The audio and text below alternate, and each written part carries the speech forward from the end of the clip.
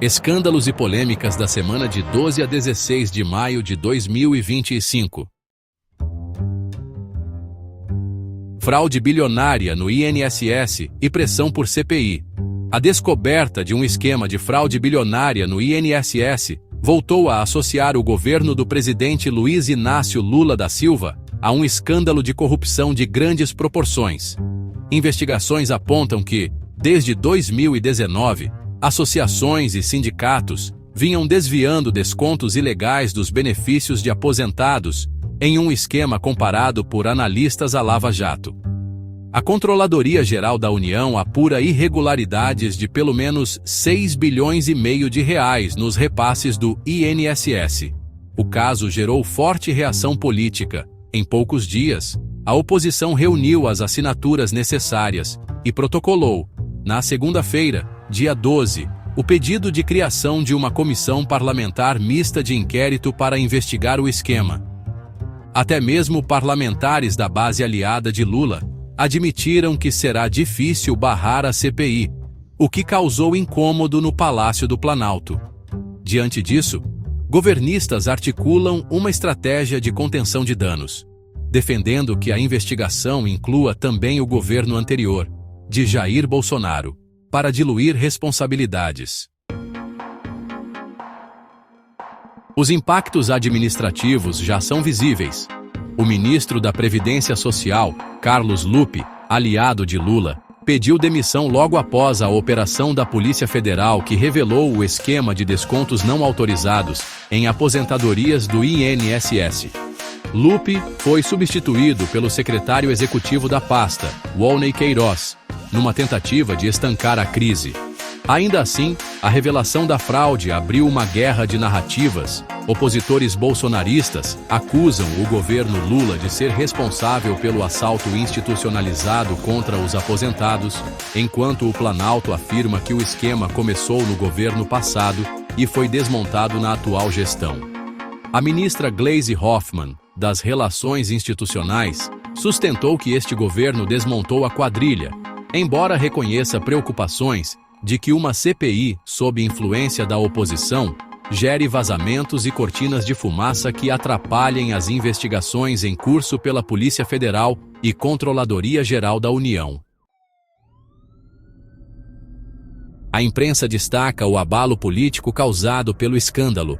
Segundo a apuração da CNN, integrantes do governo já admitem nos bastidores que a revelação do roubo aos beneficiários do INSS deve provocar grande desgaste na avaliação popular do governo petista, agravando a queda de popularidade observada após a crise do Pix.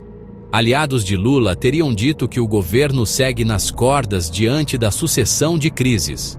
Em resposta, o Planalto lançou uma ofensiva de comunicação.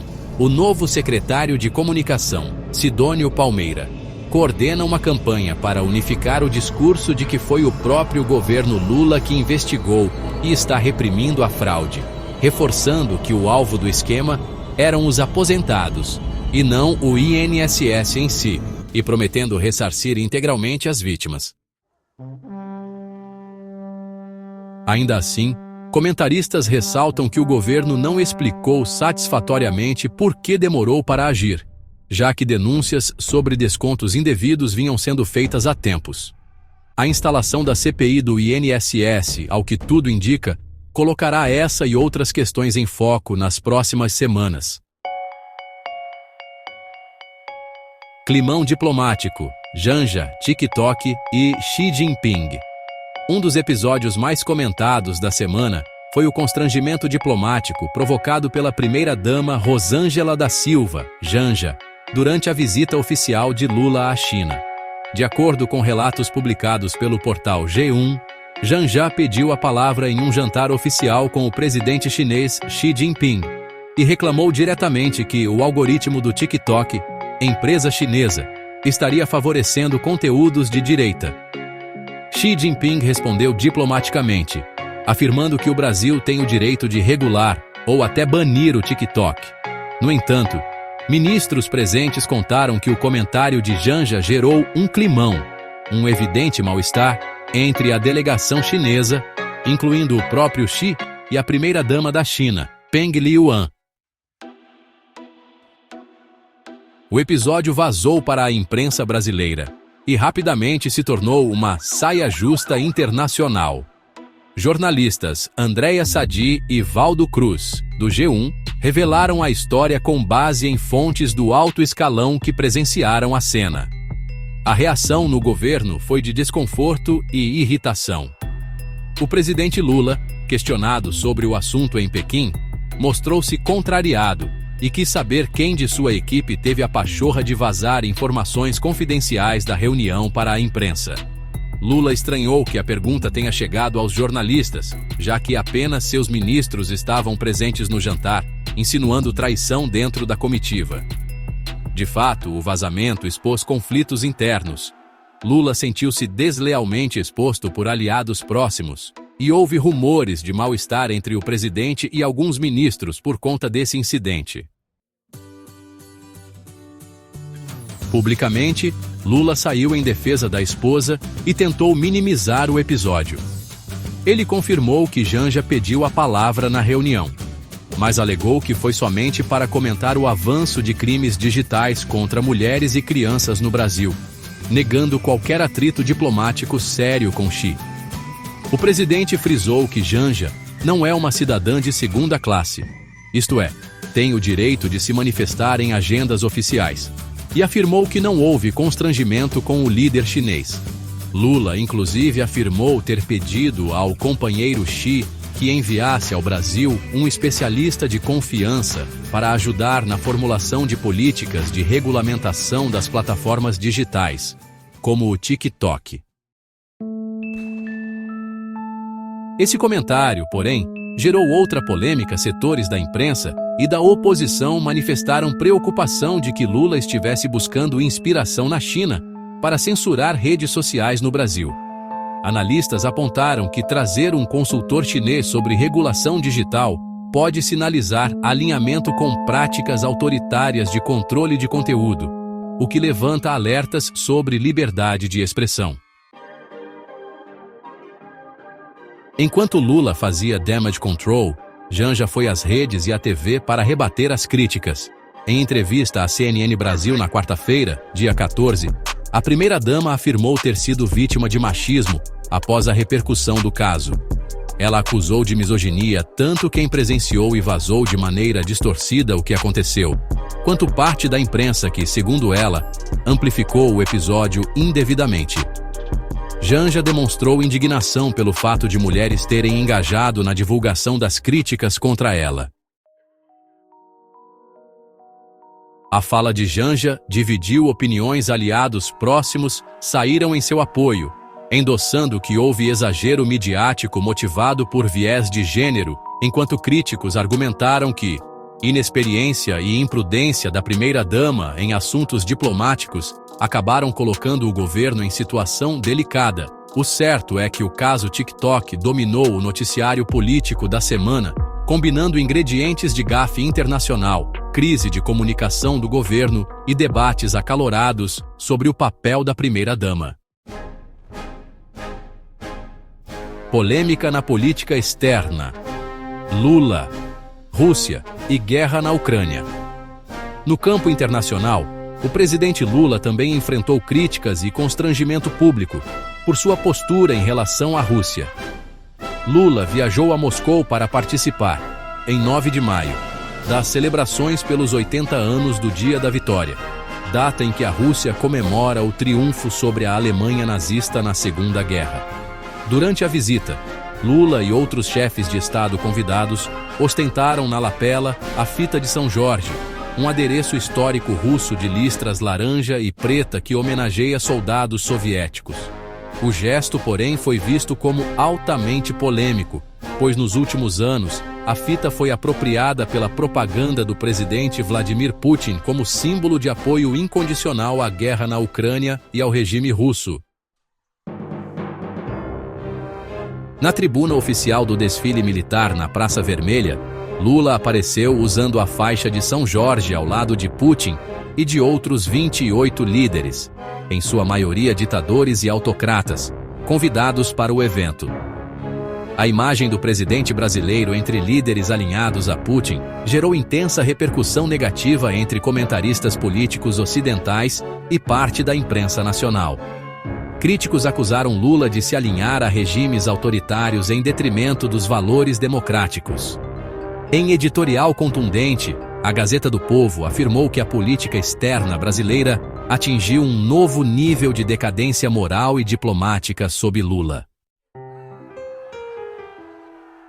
O jornal destacou que, ao colocar-se lado a lado com Putin e outros tiranos no desfile da vitória, Lula enviou ao mundo um recado inequívoco de que o Brasil, sob seu comando, não está comprometido com os valores democráticos ocidentais, mas sim flertando com uma aliança tácita com regimes totalitários.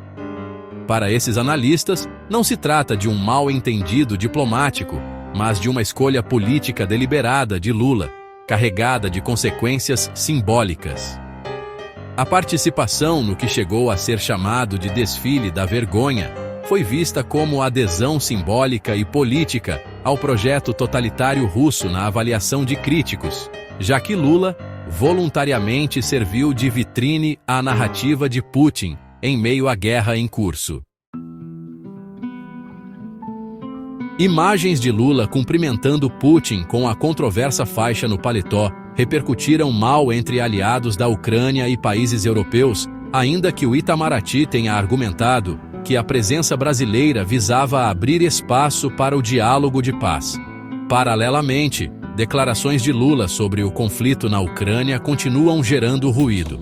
Ainda em Pequim, o presidente revelou a uma revista americana ter ligado para Putin pedindo o fim da guerra, mas suas falas anteriores sugerindo que tanto a Rússia quanto a Ucrânia tinham responsabilidade pelo conflito já haviam sido mal recebidas por países ocidentais.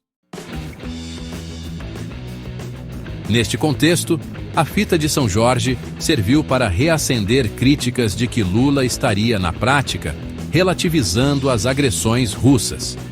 Integrantes da oposição brasileira aproveitaram para fustigar o presidente, lembraram que Lula se recusou a enviar armamentos letais à Ucrânia e tem buscado aproximação com países como Rússia, China e Irã, o que para eles configura um distanciamento dos tradicionais parceiros democráticos do Brasil.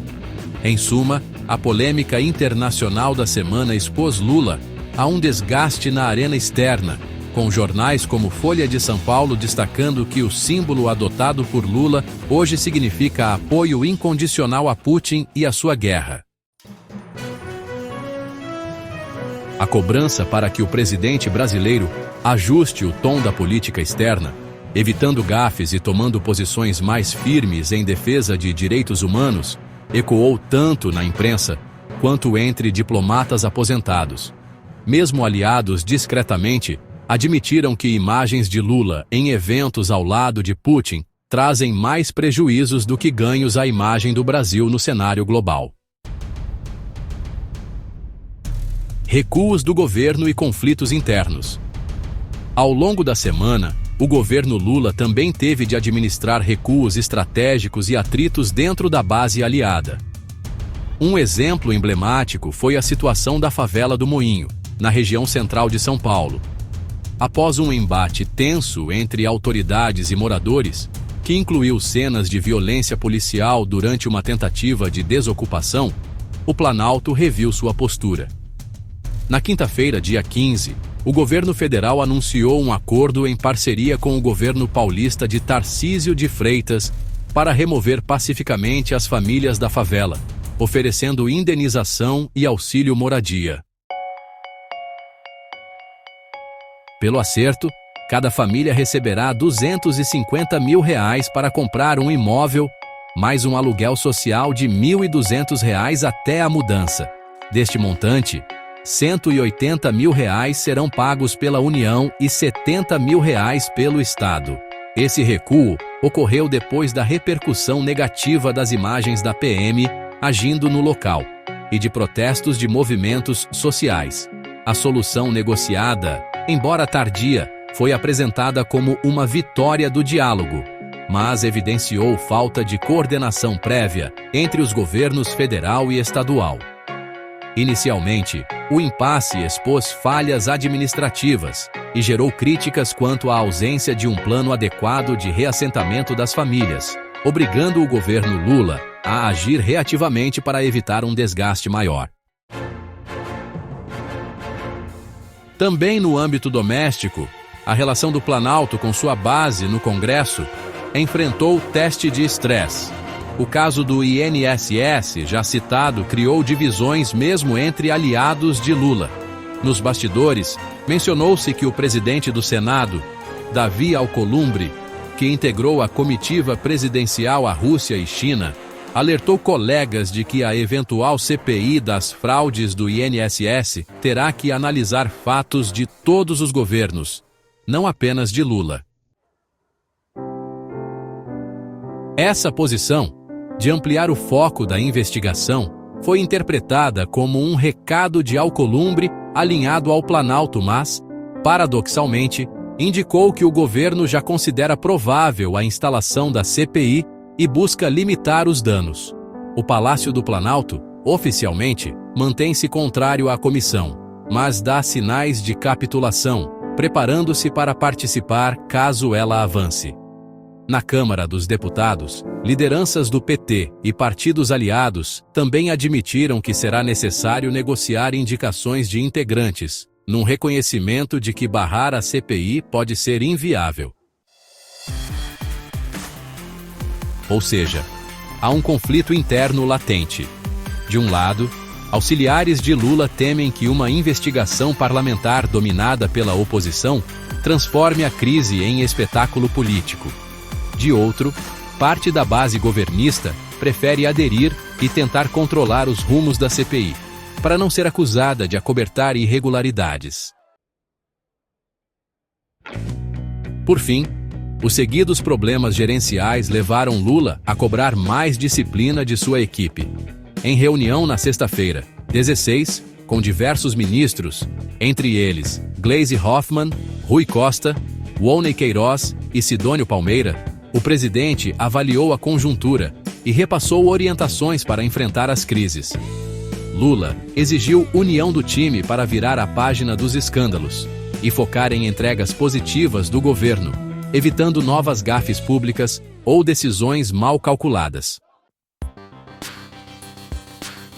O recado foi claro: é preciso haver mais coordenação entre Planalto e ministérios para prevenir recuos humilhantes e desarticulações na base política. Nos corredores de Brasília, comenta-se que o governo pretende adotar um discurso de tolerância zero com fraudes e corrupção, numa tentativa de recuperar a iniciativa e a confiança da opinião pública. Resta saber se, após uma semana repleta de escândalos, vexames e crises, o governo Lula conseguirá retomar o controle da agenda e reconstruir sua imagem perante o país nas próximas semanas. Fontes: G1, CNN Brasil, Folha de São Paulo, Estadão, O Globo, Metrópolis, Poder 360, Gazeta do Povo.